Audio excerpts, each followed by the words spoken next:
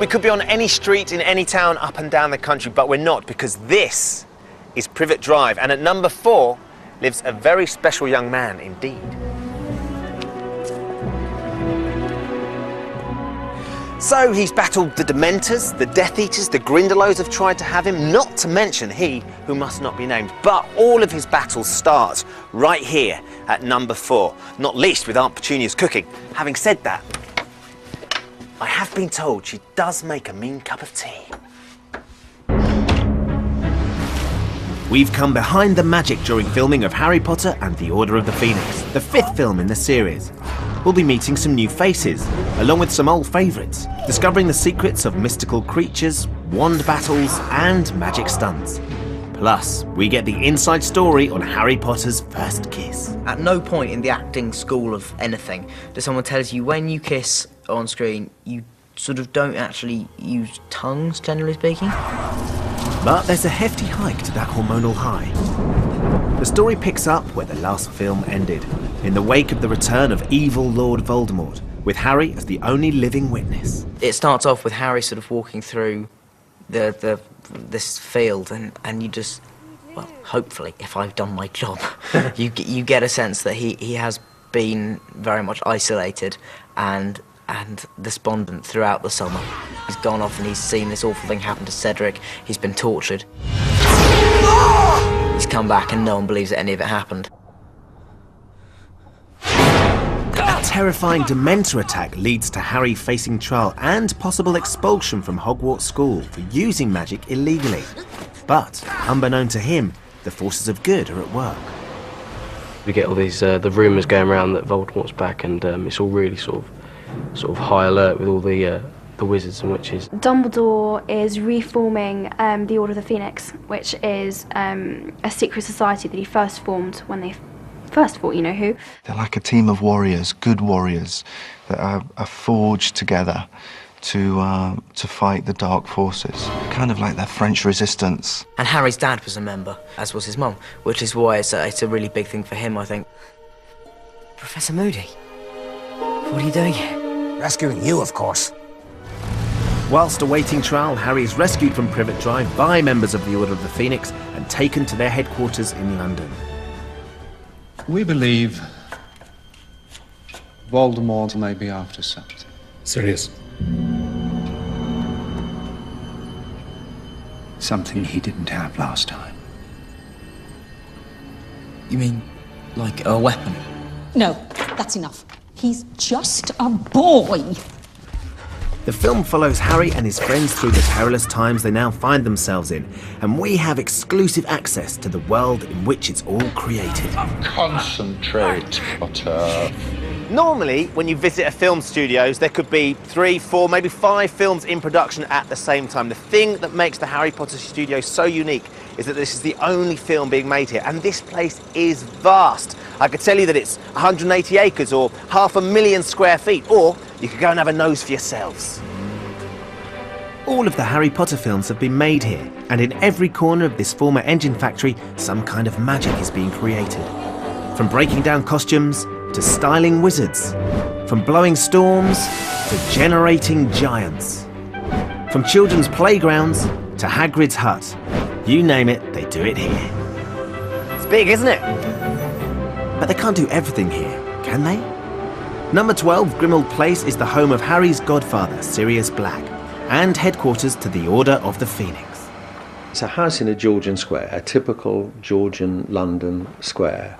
So that's where we started, and we started by looking for an exterior, and we found a location. In the end, we decided to build it because it's more convenient and actually more economical.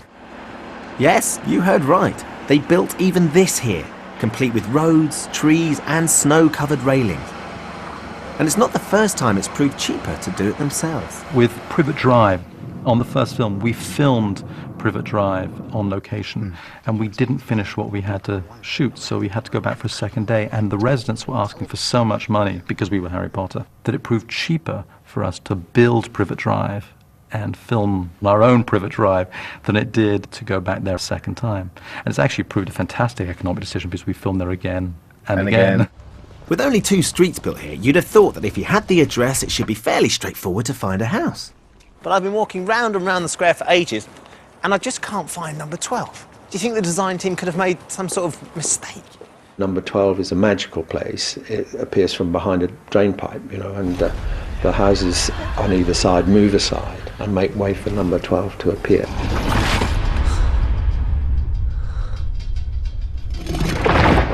I love the inside. You go into Grimmauld Place and there's this very, very narrow corridor with sort of material on the walls rather than like a wallpaper or anything. So it's like the most decrepit, run-down, stately home in the middle of like an old townhouse, like an old sort of Chelsea townhouse that was run by someone out of Pink Floyd and got chucked out. You know, it's just really gone to seed. Wallpaper, fabric, peeling, damp and cobwebs. I'd love to live in a place like that, but I mean, you can never take anyone back because there's loads of like little house elf skulls and things that are mounted in the walls. Strange and creatures. things. You just think, oh no, you wouldn't want to bring a girl back. I'm not sure if she'd be impressed with all the cobwebs. And... Come inside. I'll show you my collection of dead elves' heads. It wouldn't. That's never been a line that's worked. After the break, Harry's fighting expulsion. Charges? The charges against the accused are as follows. There's a new style of teaching magic at Hogwarts. She feels that Hogwarts is not being run well enough and wants to get in there and clean the place up. And we meet the Harry Potter fan whose dream came true when she won a starring part in the film. Everyone that says Luna Lovegood.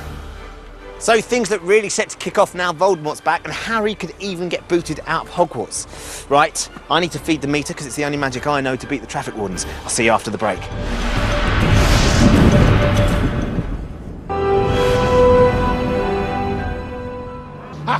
Here we are. Welcome back. We've come behind the magic of Harry Potter and the Order of the Phoenix, where things aren't looking too good for our young hero. Despite his terrifying encounter with Dementors, Harry faces being thrown out of Hogwarts and as a result finds himself on trial here at the Ministry of Magic.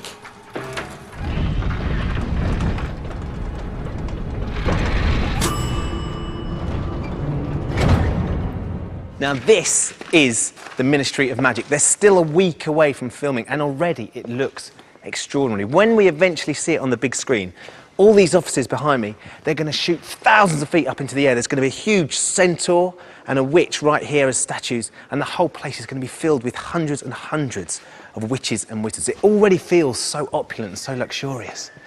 Just makes you wonder what the toilets are going to look like. This is the largest set that has ever been built for a Harry Potter film. You could fit 50 double-decker buses in here. It took 22 weeks to build and appears in the film for less than 10 minutes. The 42 brass oil lamps in the windows of the offices were made specially for the film, and round the back there are 12 lifts, which not only go up and down, but backwards and forwards as well. Now, if you were thinking maybe these tiles would look great in your bathroom, you'd be wrong, because in fact, despite how brilliant they look, they're actually made from MDF. And there are over 30,000 of them. We use a lot of the same materials as 60-Minute Makeover. And yet look what we do with them. Yeah. It's incredible. And here it is, finished, complete with fully functioning water feature. It really is quite breathtaking. I would have to agree. I think it's absolutely stunning. It's amazing. Actually, just to give you a bit of history, these towers, these pillars, are the fireplaces that all of the wizards come through to work every day because they travel by flue powder through the chimneys. So they all pop out down the bottom? Yeah, kind of reminds me of sort of a really, really grand tube station. You know, the ones which have still got all the tiles and stuff. In fact, some of the grand designs of the Victorian London Underground were the inspiration for this set. And all of it gets blown to smithereens in the climax of the film. Oh, it's always good to blow things up. And everyone comes to watch you blow it up. We get about 50 or 80 people just showing up with their sandwiches, sort of waiting for the button to be pressed. The whole place is rigged to explode. All this, and that's why nobody can have their mobile phones on, because it could evidently be triggered by that. So at any given moment, the glass could go, things out of the walls, everything. So I'm sort of willing to happen. I was going to say, is there someone on hand ready to jump on you to protect you? Do you have like a... You Ben. Is that, that's yes, my role today? Yes. And I kept saying to John, our special effects supervisor, it's safe, isn't it, John? He said, yeah. So just tell me where all the squibs are again. And squibs are these little explosive devices. And he said, well, there are 300 around there, and there are 400.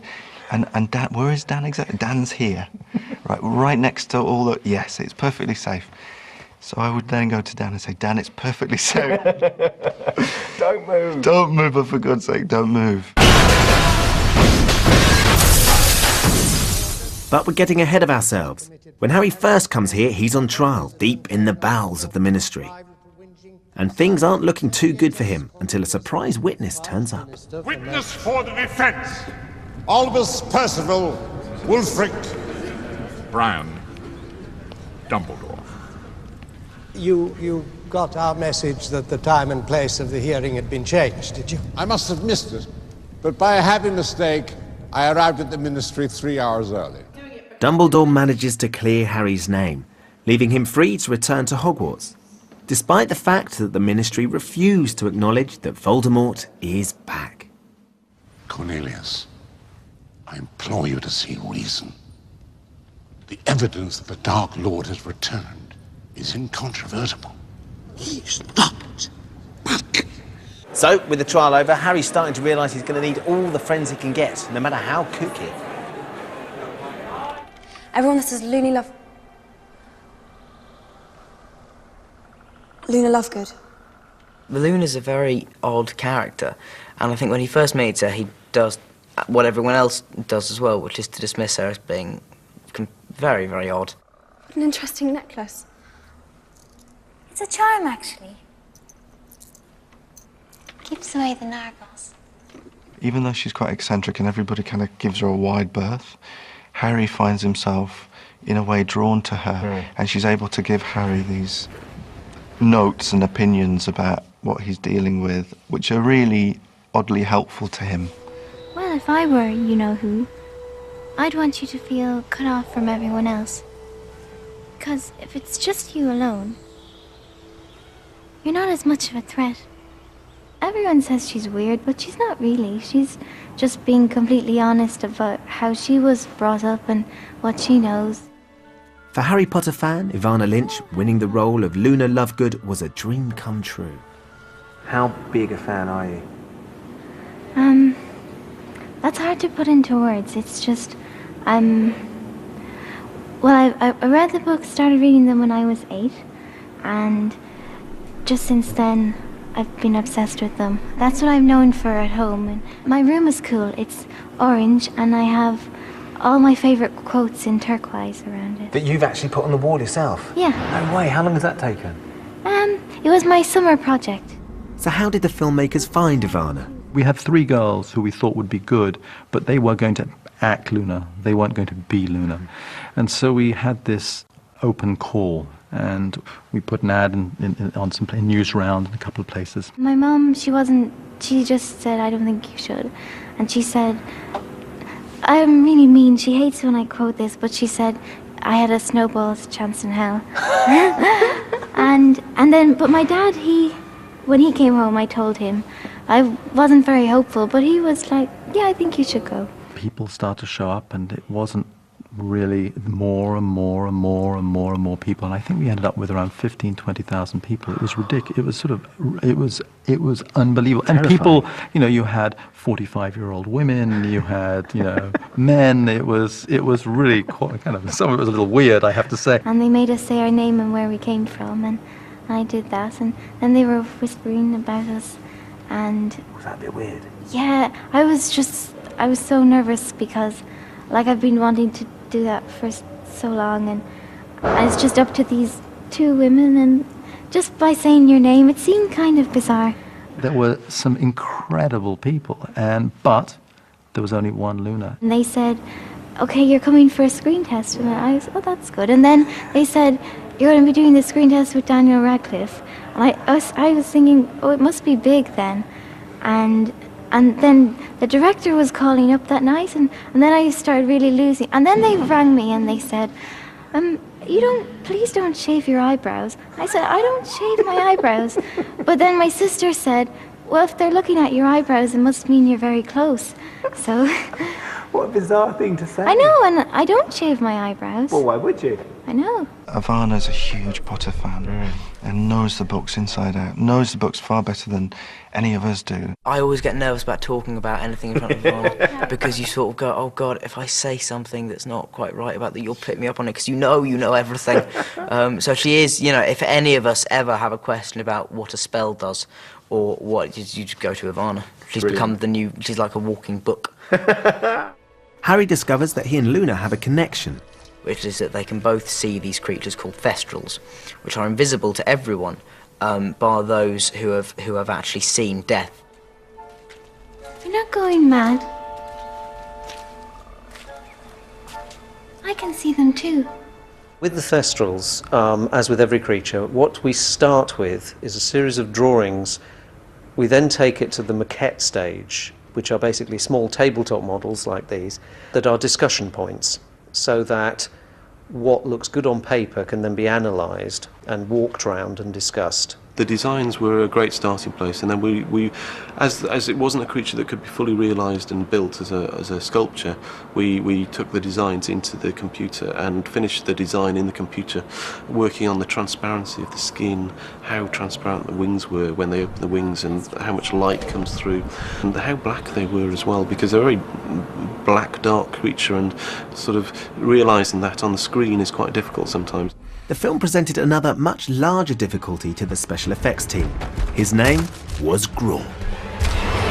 Grawp is Hagrid's half-brother.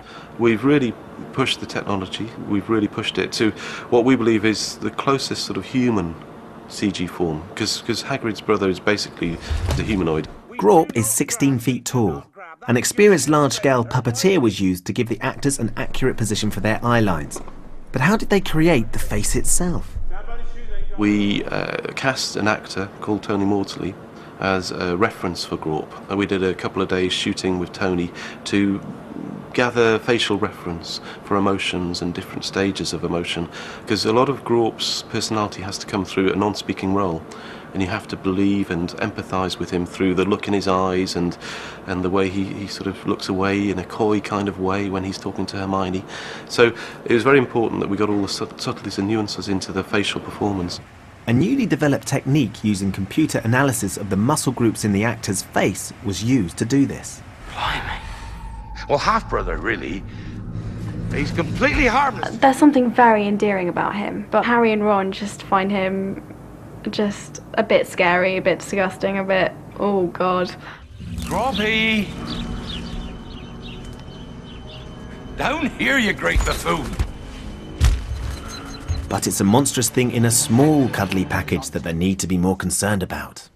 We also wish to welcome our new Defence Against the Dark Arts teacher, Professor Dolores Umbridge. Every new school year brings a new Defence Against the Dark Arts teacher, and the arrival of Professor Dolores Umbridge marks a significant change in the way things are done round here. The Ministry are convinced that what Dumbledore's up to is he wants to take over the Ministry, which is nonsense. And so what they do is they send this teacher into Hogwarts called Dolores Umbridge. And Dolores Umbridge is like this genetic splice between Doris Day and Freddy Krueger. And she's a lunatic. I think on the surface, everything's going to be even lovelier here at Hogwarts, but underneath all of that, of course, the things that she says are quite threatening, I think. And I think it's only Hermione who really picks up on it. There's nothing in here about using defensive spells. Using spells? Well, I can't imagine why you would need to use spells in my classroom. Hermione is quite good at judging characters, like new people that come onto the scene, and from the very beginning she has a bad feeling about her. She, on the outside, as an appearance, she wears pink lipstick, she wears sort of mumsy cardigans and likes kittens and fluffy things, and she speaks in a very sweet voice, but there's something not quite right about her. Harry really despises her. She is a baddie who is coming from a place where the goodies are supposed to be. She's from the Ministry of Magic, who are sort of supposed to be on the side of right, yeah. And in this film obviously aren't, and Umbridge is sort of the angel of evil sent by the Ministry of Magic. I don't think she's sort of an evil person, per se. She really, really believes that these kids are being exposed to terrible, influences, and that she has to help them. We're not going to use magic. You will be learning about defensive spells in a secure, risk-free way. Well, what use is that? If we're going to be attacked, it won't be risk-free. It smacks a wee bit of, health and safety to me. Don't touch it, don't try it, don't do anything. I'll tell you how to do things. You don't have to do it. And of course, how can kids learn anything unless they do it? Things at Hogwarts are far worse than I feared. She feels that Hogwarts is not being run well enough and wants to get in there and clean the place up. Umbridge starts sort of banning everything, banning Quidditch. You're not allowed to use magic, and so she everyone hates her. And then finally she does take over the whole school, and which we're all kind of livid about, and kind of the protection of Dumbledore's been lost. So it's quite vulnerable while she's there.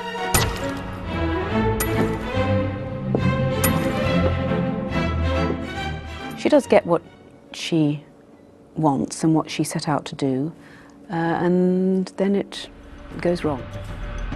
Umbridge isn't the only one with a job to do around here. I've also been entrusted with a very important task. 3, 2, 1, action!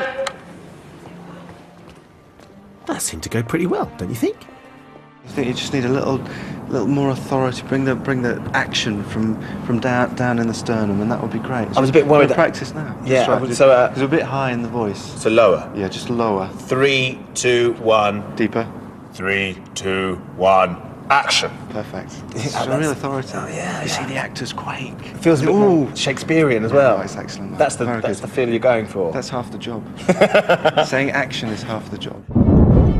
Coming up, Harry and his friends fight back with a secret army. Voldemort's followers reveal what gets them going. She probably has an inappropriate response to causing pain, i.e. it's fantastic fun. And I learn how to create some magic of my own. See you after the break. 3, 2, 1, action!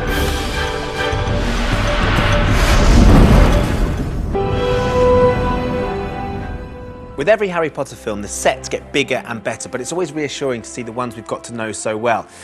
Dumbledore's office, the Great Hall, and this, the Gryffindor Common Room, never get cleared away like any other set on any other film. They're always here, even when they're not filming, and that's extraordinary.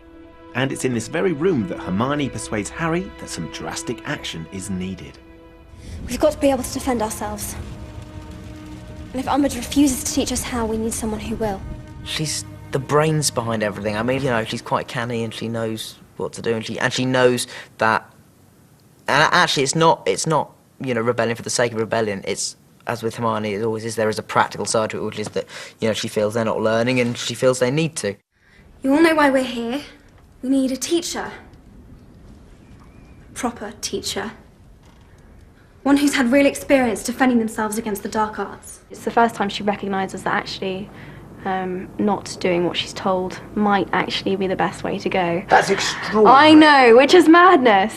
But it's a really cool scene because, there's this wonderful line that Ron says. Who are you and what have you done with Hermione Granger? She's running around breaking all the rules and trying to set up this sort of rebellious army. Harry and his friends form what's called Dumbledore's army, which is this kind of guerrilla group of young wizards, if you like, and they're banding together and practicing together to learn the magical skills that will help defend them against dark wizards.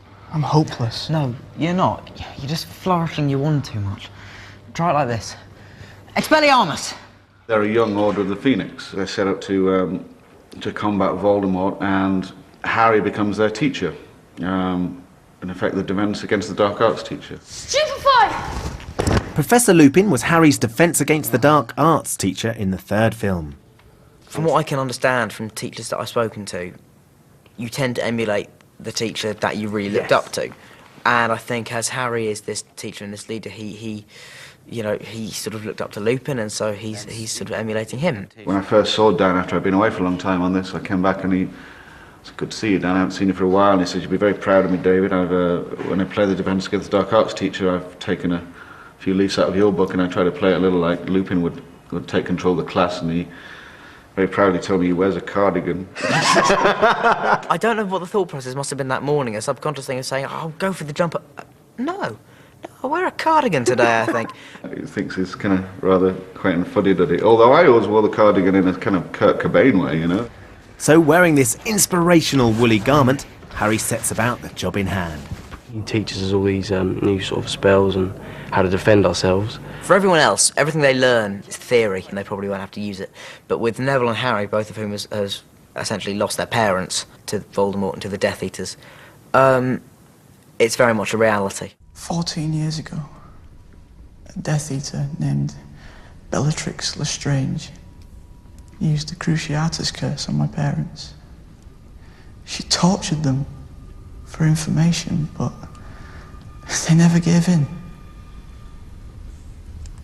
I'm quite proud to be their son.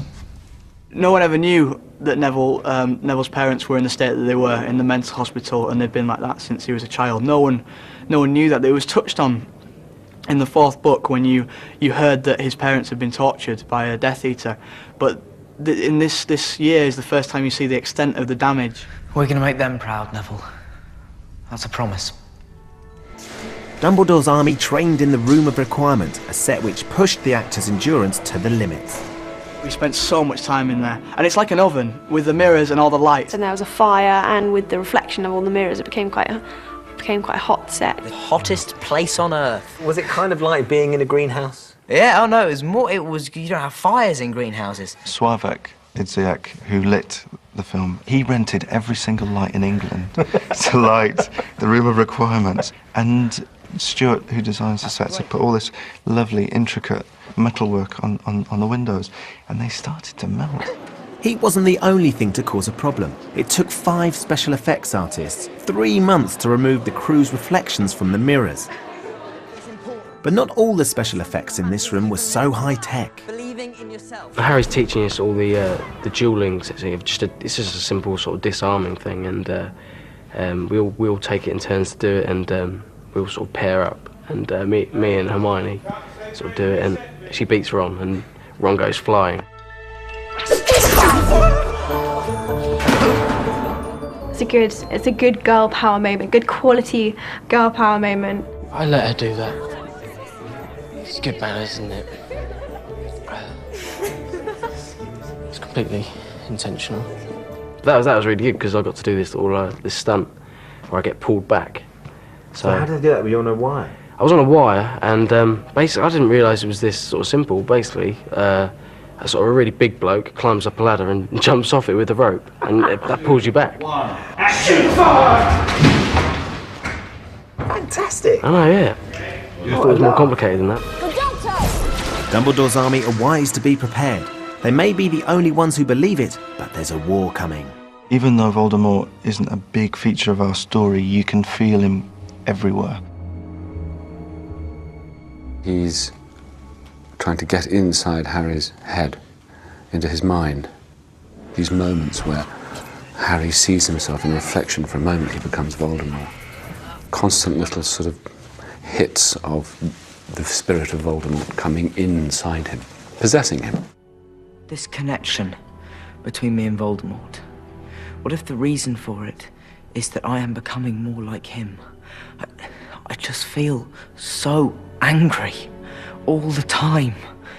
And what if after everything that I've been through, something's gone wrong inside me? What if I'm becoming bad?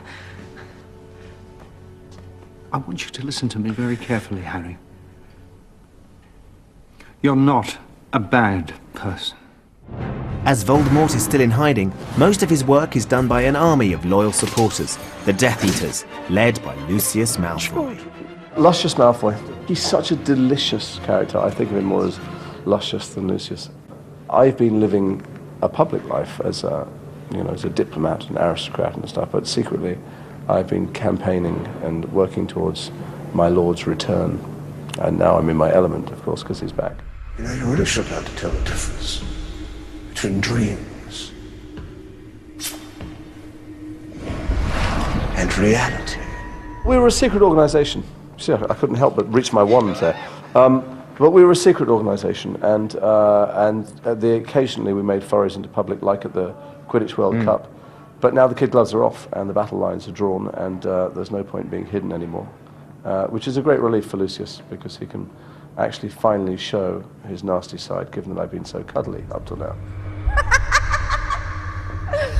He knows how to play. Itty bitty baby Potter. Well, Bellatrix is Sirius's cousin. She is a follower of Voldemort. She is in Azkaban when the film begins. She looks pretty damn evil. She really does. Quite scary. After escaping from Azkaban prison, Bellatrix is thrilled to resume her position in the Dark Lord's ranks. I'm trying to work out what it is about her that makes her so evil, because she really is a very evil character, isn't she? I think she's probably a sadist. She definitely has a personality disorder, I'd say. Neville Longbottom, is it? How's Mum and Dad? I mean, our main thing is that she tortured Neville Longbottom's parents to madness. She loves Crucio. That's, you know, one of the spells. Yeah. She absolutely, that's her favourite spell. The outlawed spell, isn't And it? she probably has an inappropriate response to causing pain, i.e. it's fantastic fun. And then she's been in 14 years in Azkaban. I think the mental abilities even sort of tipped, you know. Pushed even further. Yeah. The imminent war between good and evil is hurtling them all towards some major wizarding battles, which posed a new challenge to the filmmakers. You've seen the kids, well, not kids anymore, but you saw them when they were kids training to use wands, and they're training at school to use these things. They're pretty basic maneuvers, but you finally see what happens when, you know, the equivalent of Jedis, when the wizards who really know what they're doing come face to face. Sirius and I have a fabulous wand battle, and in order to do that, they brought in a dancing coach and a fight coach, and we... So a choreographer? Yeah, and we worked out... There's always a fight choreographer, but what we had to do was find a way of fighting with wands that wasn't traditional fighting, that's not sword fighting, and it's not... it's something other. If you're shooting guns, then invariably, you know, they're going to bang. Yeah. You know, there may be the odd time where you're, you know, where it's silent, but most of the time, you know, you're firing a gun, and it gives you a certain, it'll give you the energy, it'll give you the adrenaline. Yeah. And if you're fighting with swords, you know, you are connecting. And so with these sequences, it's very abstract. So they've invented a vocabulary, a kind of physical grammar of what you can and can't do with wands, and we've come up with 5 attacks and 5 defenses and various ways of doing it. But specific movements. Specific moves, names. but then you start tailoring them. So obviously, Lucius Malfoy being who he is, he's got great form, he's kind of an Olympic fencer. Sirius Black has his own street style and stuff he's picked up in Azkaban. Which is all very well, but what's it called? Did you have much training for the wanding this time? Is it called wanding or the wandmanship? What is the... What wandering? Yeah. The wandering. Yeah. The wandering is you had a wanderer. Wandbat. I think Wabat. Wabat. Wabat is. No, I think a good wand battling, wand fight. Wandering sounds Wandmanship? good. Wandering's not that, can't be right. Wanderton. I think we should just have outtakes of Ben coming up with loads of different words. Wandering, wombat. Did you come up with a definitive term for what it was? I think wand dueling is probably the best one, because it kind of has the qualities of fencing in a way. The cast learned the 5 attacking and 5 defensive moves under the watchful eye of choreographer Paul Harris.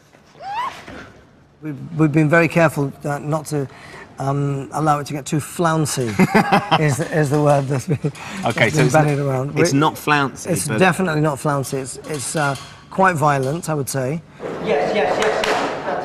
It was good to have Paul around. He could, being, I think, dancer by training, he could help us just, you know, whatever move we were doing, help guide us towards giving a seriousness of intent. You do feel a little bit silly. Kind of like that. But once they put all the magic on it, when they put the sound on and all the lights coming out of it, it'll look fantastic, I'm sure. So, following in the footsteps of some great wizards, I decided to have a go for myself. Position 1 is above the head, preparation with the wand above the head. Now, you're about to shoot the camera. No, I don't want to do that. So make sure that the wand is... Because remember, the damage is not being done With the wand, it's what's coming out of the wand. Yes. Right? So just bend your knees slightly so you're well grounded. Yeah, good stance. So position 1, from here, whip the wand forward, bring it into eye line, and then just retract it backwards so you retain the form. It's like a whip. It's like a whip, except a bit kind of wussy at the back. Oh, right, okay. Keep weedy whip. Keep this form here. Oh, I need higher. Oh. That's it. All right. So lower shoulder. Yeah, gosh. Keep that nice and clear. It feels like it's going a bit left. And then really deliver it. And that's it. Just dislocate my elbow. That shouldn't happen, should it? Right, sorry. I've got to concentrate. Low. No, at the moment it's fine. That's it. Oh, gosh. Eye line. So difficult to control. Right, eye line. Eye line. And yes, exactly. Now, did you hit anything, do you think? I think I might have got one of the sparks who was hiding around the corner. After a bit of practice, I started to feel like less of a muggle. I always muff that one. I'm very good at it, actually, yeah. So I did get a wand blister. In fact, it's dried up now, but it was quite painful and it was hindering my Your style. wand technique? Yeah. How is my wand is actually different from everybody else's because it's crooked. It looks a bit like a talon. Yeah, an extension of your nail. Yeah, but they took it very seriously, the wands and the spells, and we had to learn all these different... It's a bit like... You had to... It wasn't just enough striking a pose, you got to really intend to hurt. Come on, cousin! After the break, all of this training is put to the test as we find out what Voldemort is up to. Plus, we get the inside story on Harry Potter's first kiss. No idea. The first sort of few takes, we were both pretty nervous, and we wouldn't say anything to each other after. We just sort of be but like 8-year-olds going. See you then. 1, 2, 3. Yeah. Okay. You're getting there. I was never allowed to flick little sticks like this when I was a kid. This is great.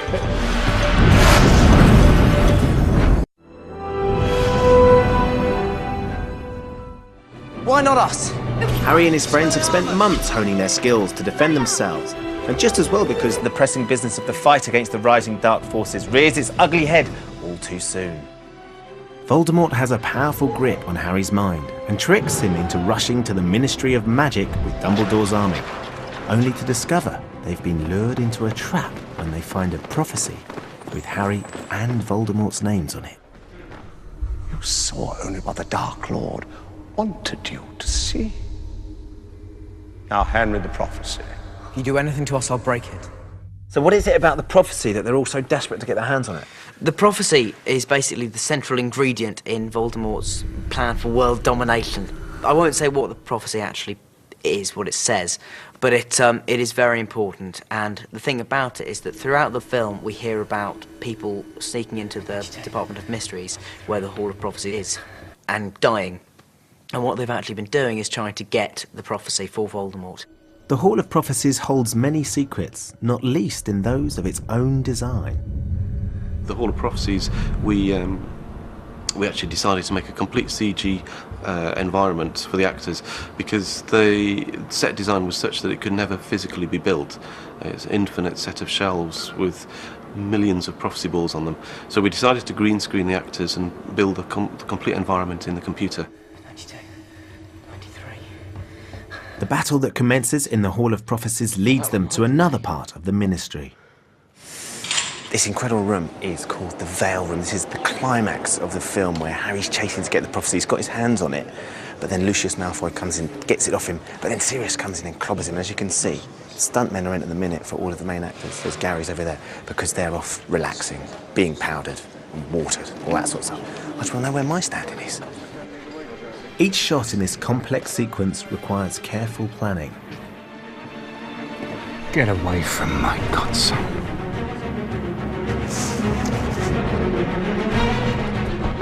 What you've just seen is really the kind of the springboard to a big wizard extravaganza. So we're all armed with our wands. Armed to the teeth with your wands? So it's kind of like a big, it's sort of like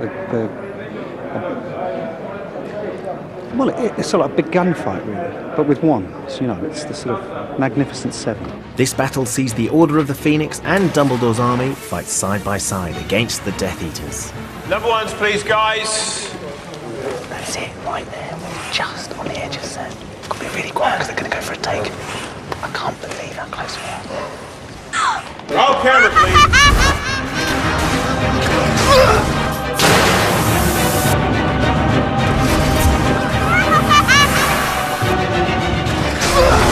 So, this is it. This is what they've all been fighting over. This prophecy holds the key to Harry and Voldemort's future. The big question is, what's its secret? Well, I could tell you, but that'd be too easy. You're going to have to find out for yourselves. So that's the story in a nutshell. But aren't we missing something?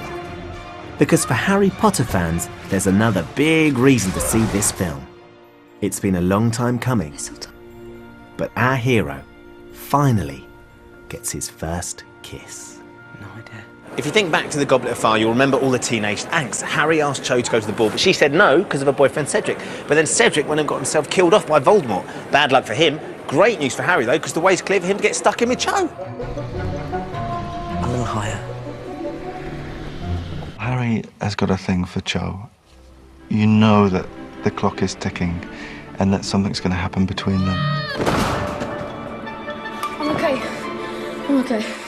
She's always seen walking around lonely and just mourning over Cedric. And so I think that's probably got to do with her liking Harry as well and wanting to have something to do with him. Some affection as well. Yeah. And so they get on. They get it on? Yeah. Is that what it said in the script when you read that scene? It said, Cho and Harry get it on? Not quite. It's very, very odd relationship. Me and David talked to a bereavement counsellor before this film started. We wanted to find out, about how people deal with grief. And she said the amount of times she meets people who have lost someone and then gone out with that person's best friend. And so that's essentially what's happened with Harry and Cho. I mean, the scene itself there's so many emotions involved because just before the kiss, she talks to Harry about Cedric and how she's really upset. And then at the same time, she's telling him through her eyes how she really likes him.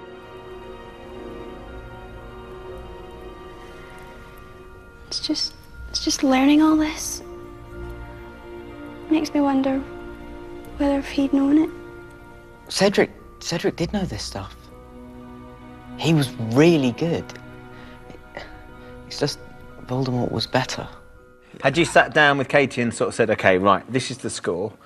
We've got to do this kiss. This is how we're going to do it. Was it something that just happened naturally? Did David offer some advice? No, nothing. None of that. So nervous. Sleepless nights and all Really? that. Yeah, I was a bag of nerves. Did you talk to Dan about it before you did it? We spoke about it briefly, but it was kind of awkward talking about it. You don't really want to go into detail and how we're going to go about it. At no point in the acting school of anything does someone tell you when you kiss on screen, you sort of don't actually use tongues, generally speaking. Right. You sort of just, even if your mouth is open, you don't use tongues. Don't stick your tongue. So it's sort Why of like, don't you? Well, Is it like I think it's a courtesy thing. Oh, OK. More than anything else, Ben. In case you're eating something nasty. Yeah, or okay. something like that. And so, fortunately, I knew that much. Otherwise, Katie would have been getting a very, very terrifying shock, I think. People would just continuously come up to me and tell me that it was when it was happening and how they were all going to be there watching. And were they? No. There was, I think, about 10 people on set, just people who were really needed there. The first sort of few takes, we were both pretty nervous, and we wouldn't say anything to each other after. We'd just sort of be like 8-year-olds going, and but after that, it was fine. We settled down, and it was cool. But there was this ridiculous story in one of the papers. I forget which one. But it was like I'd said in an interview that we probably did the kiss about 30 times, which was true. You probably do any scene about 30 times in total, but because it was the kiss, they made it sound like I'd been requesting more goes at it or something. Didn't quite get it that time. Can I have another go? No, sorry. Yeah. In fact, when I said cut, I said cut, several to cut. Everyone who's worked with Dan since he was small, were just dying to see this scene because they just want to see him grown up into, a young adult. Man, yeah. There was a certain amount of, oh my goodness, some people felt some people couldn't look, there were some people who cried, some people were genuinely moved by it. It was good in the end. It was nerve-wracking though. But you haven't watched it back? No, God no. You're going to have to watch it back at some point. No, I could turn away. I mean, I don't think I will. It'll be very... I mean, thing is, when I watch Harry, I don't always see myself, so I'm just hoping that will be one of the moments where I don't really see myself doing it. But otherwise, that would be a bit embarrassing. Mistletoe. Probably full of nargles, though. What are nargles? No idea. Was Dan a good kisser? Yes, he was. He was good. I'm not just saying that because I have to. He was He good. was. He was.